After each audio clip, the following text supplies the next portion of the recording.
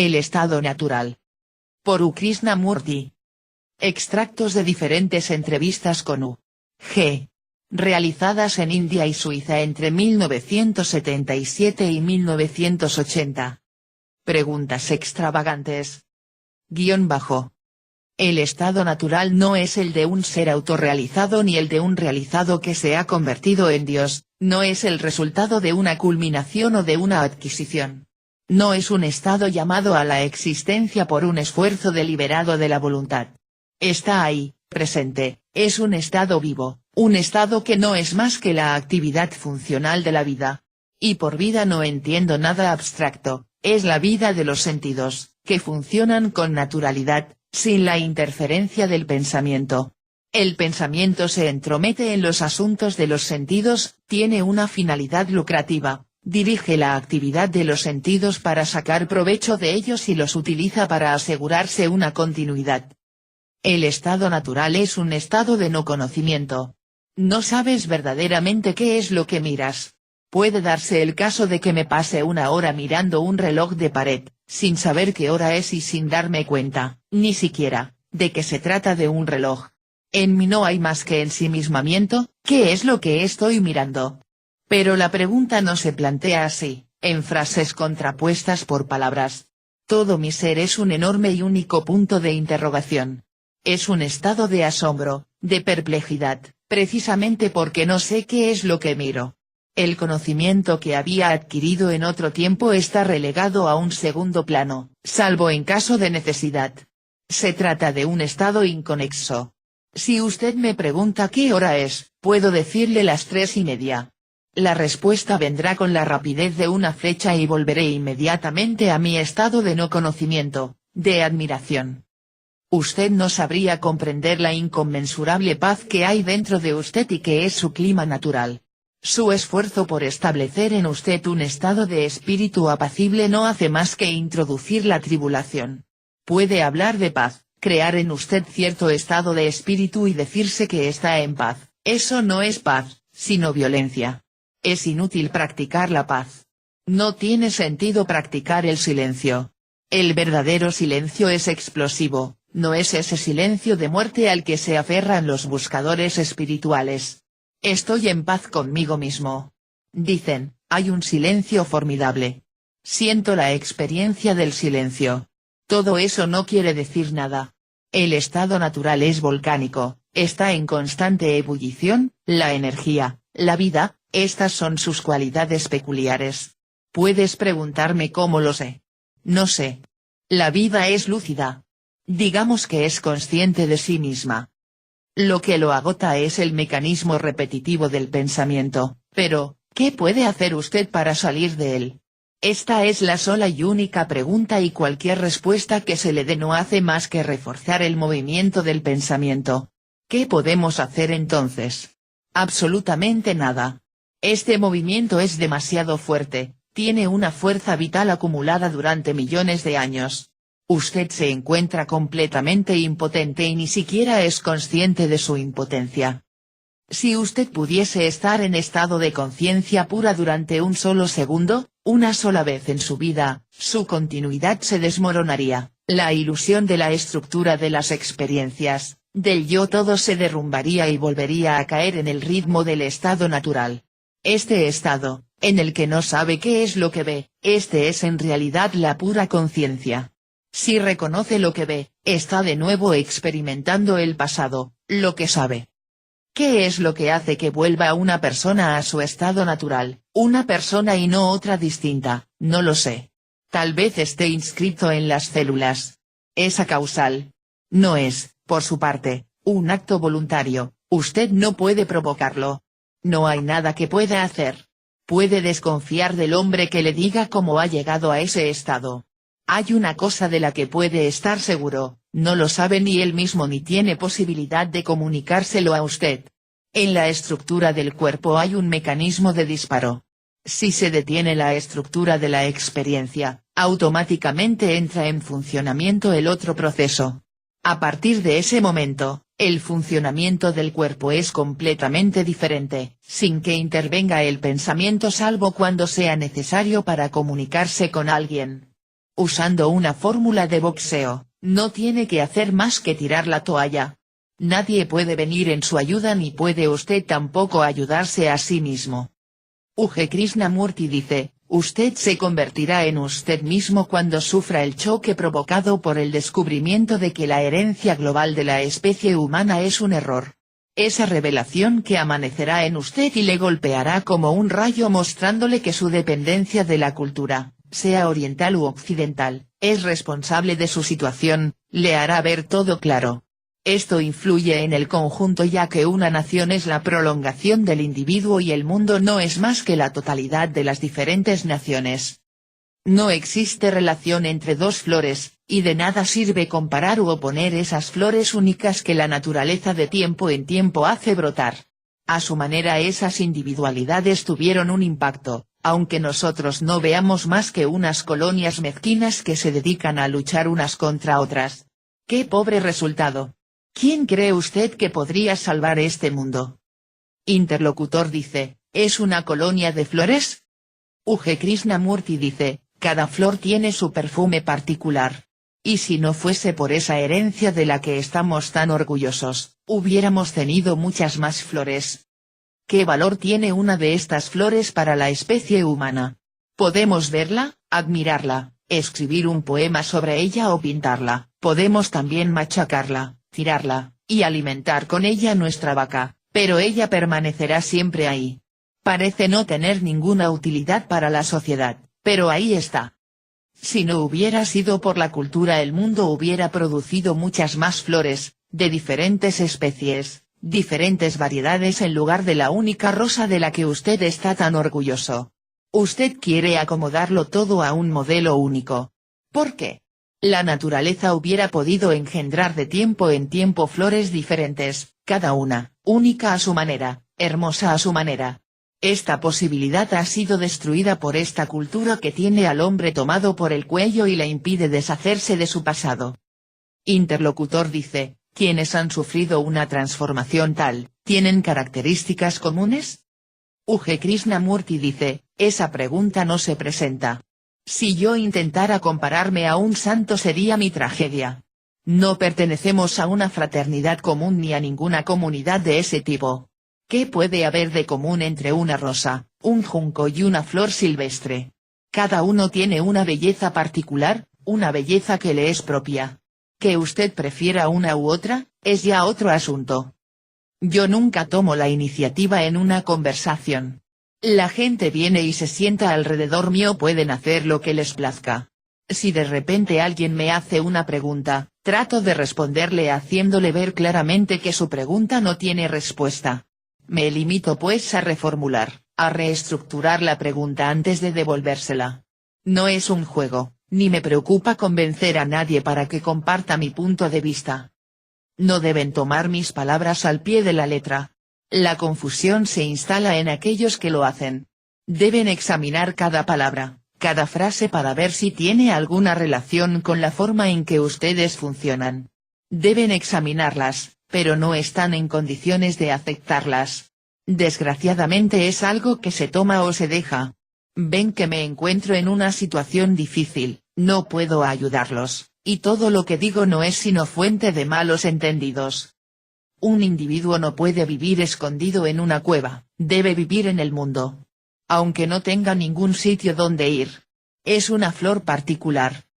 Ustedes no saben nada del perfume de esa flor, y por eso la comparan con esta o con aquella otra.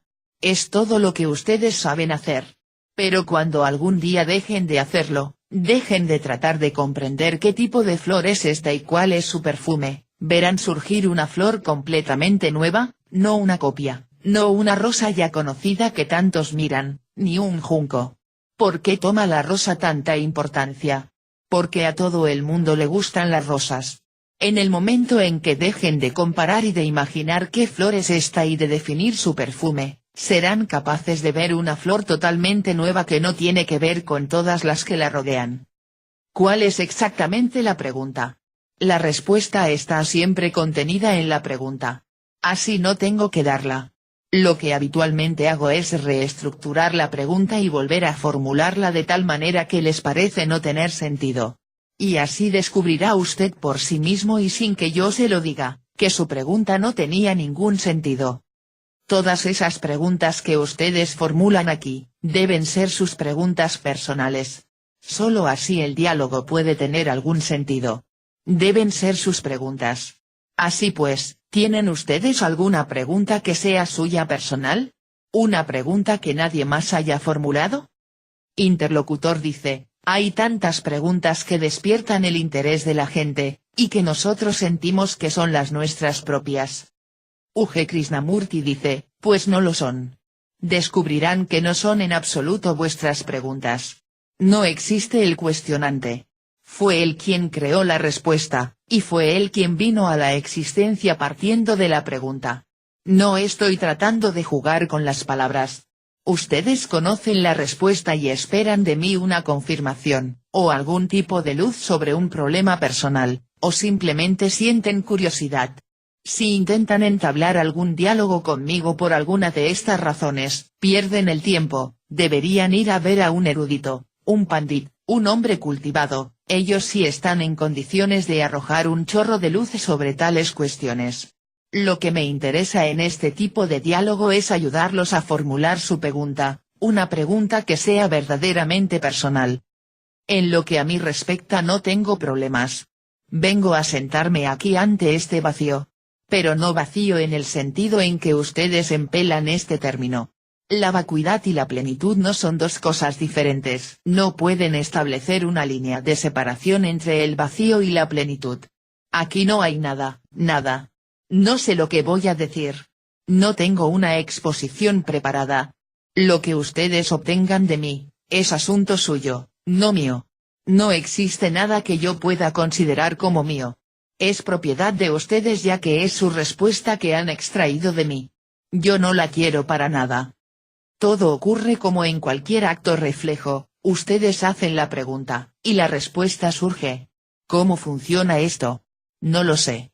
No es un producto de la mente. Lo que sale de mí no es fabricado por el pensamiento, y sin embargo algo sale. Ustedes lanzan la pelota, que rebota en sentido contrario, y eso es lo que llaman respuesta. Interlocutor dice, ¿llama a la pregunta a la respuesta? U.G. Krishnamurti dice, la pregunta no tiene respuesta, con lo cual dicha pregunta no puede subsistir. A este respecto no tengo problemas de ningún tipo, salvo aquellos relacionados con mi existencia en este mundo, aparte de esto para mí no existe ninguna pregunta. Interlocutor dice, ¿su respuesta, no es más que un reflejo de la pregunta? U.G. Krishnamurti dice, no es mi respuesta, pues la pregunta ya no existe. La pregunta se convierte de alguna forma en mi respuesta, y como no tiene respuestas, ella misma se consume y lo que queda es energía. Nadie puede funcionar 9 o 10 horas seguidas. Yo sí puedo. La palabra en sí es energía. La palabra es la expresión de esa energía. Interlocutor dice, supongamos que yo le pregunto sobre la mecánica cuántica. U.G. Krishnamurti dice, de eso no sé nada. Esa es mi respuesta. De cualquier forma la pregunta desaparece. Todo conocimiento o información que yo pudiese tener sobre mecánica cuántica, sale de mí como una flecha, en línea recta. Sin embargo preguntas como, ¿existe Dios? ¿Es la vida una simple consecuencia de la casualidad? ¿Está gobernado el mundo por una justicia perfecta? Estas preguntas no tienen respuesta. Así la pregunta se consume ella misma. Interlocutor dice, ¿quién soy yo? U.G. Krishnamurti dice, ¿quién soy yo? ¿Es realmente su pregunta? En absoluto. Es algo que ha captado usted de alguna parte. En este caso el que pregunta crea la confusión, no la pregunta. Si no hubiera usted captado esta pregunta, hubiese captado otra. Un hombre vivo, jamás hace una pregunta así. Es evidente que usted no encuentra ningún sentido a la existencia. Usted no vive. Usted está muerto. Si yo le explicara el sentido de la vida, ¿de qué serviría? ¿Significaría algo para usted? Interlocutor dice, ¿existe quien pregunta? U.G. Krishnamurti dice, no existe. Solo existe la pregunta. Y esto se aplica a todas las preguntas, realmente no son más que la repetición mecánica de un concepto memorizado previamente. Que usted me pregunte, ¿quién soy yo? ¿Existe Dios? ¿Tiene algún sentido la vida? Todas estas preguntas tienen su origen en la memoria. Por eso les digo que sus preguntas sean realmente personales, de ustedes. Interlocutor dice, usted ha dicho que la pregunta, ¿quién soy yo? Deja de existir cuando se la examina seriamente. U.G. Krishnamurti dice, porque no se puede distinguir la pregunta de quien la hace. Quien pregunta y la pregunta, son uno. Si usted acepta este hecho, es muy simple, cuando desaparece la pregunta, quien la hace desaparece con ella. Pero si el interrogador no quiere desaparecer, la pregunta permanece. Él quiere una respuesta a su pregunta, y como no hay respuesta, sigue permanente. El interés es continuar, más que conseguir una respuesta. Interlocutor dice, ¿podría usted hablarnos de la diferencia entre su estado y el de la mayoría de la gente? U.G. Krishnamurti dice, apenas la hay, el grosor de un cabello. Interlocutor dice, pero su cuerpo ha sufrido mutaciones biológicas. U.G. Krishnamurti dice, sí, pero no hay ningún secreto oculto. No tengo nada que ofrecerles más que la certeza de que toda búsqueda, toda discusión filosófica es inútil. Que ningún diálogo es posible y que todas vuestras preguntas, así como las de los otros, no pueden tener ninguna respuesta. Comprender, en el sentido en que yo lo entiendo, es un estado del ser en el que las preguntas dejan de surgir. Nada exterior puede ayudarnos ni nadie. Ni siquiera este aquí presente que tanto les habla. Por lo menos es honrado, están pensando, es una conclusión fácil de aceptar. No tienen que ir a ver a nadie, ni escuchar a nadie, ni siquiera al más santo de entre los hombres. Puede ser Dios de dioses, y proclamar que ha venido para salvar a la humanidad, aún así no deben ir a verlo, ¿lo comprenden? Si van a visitarlo para satisfacer su curiosidad, es otro asunto. No esperen nada de ninguna fuente externa. Así llegarán a ustedes mismos y a una ignorancia total. Entonces llegarán al descubrimiento, trabajando siempre con la misma pregunta, ¿cómo puedo comprender? Cuando hayan terminado con todas las preguntas externas, y ninguna respuesta les llegue del interior, ¿qué le ocurre a la pregunta? Se disuelve. La ionización del pensamiento tiene lugar porque el pensamiento no puede escaparse, y eso, es la energía, es la vida. Interlocutor dice, ¿qué es la vida? U.G. Krishnamurti dice, nunca sabrás lo que es la vida. Nadie te podrá decir nada de la vida. Se pueden dar definiciones pero en realidad no tienen ningún sentido. Pueden elaborar muchas teorías sobre la vida, pero ninguna de ellas les servirá de nada. Ninguna les servirá para comprenderla. Luego, no formules esa pregunta, no hay respuesta, la pregunta no puede subsistir. No la dejas desaparecer porque crees que alguien en este mundo te puede dar una respuesta. ¿Qué es la vida? Verdaderamente no sabemos nada. La pregunta va pues a quemarse y desprenderá energía. Cuando el pensamiento se consume desprende una energía física. Con la pregunta, el que interroga desaparece. Sobre esa energía no puedo decir nada. Se manifiesta, y salta sin límite ni fronteras. No pertenece ni a ti ni a mí. Pertenece a todos. Tú eres parte de ese poder. Eres una de sus expresiones.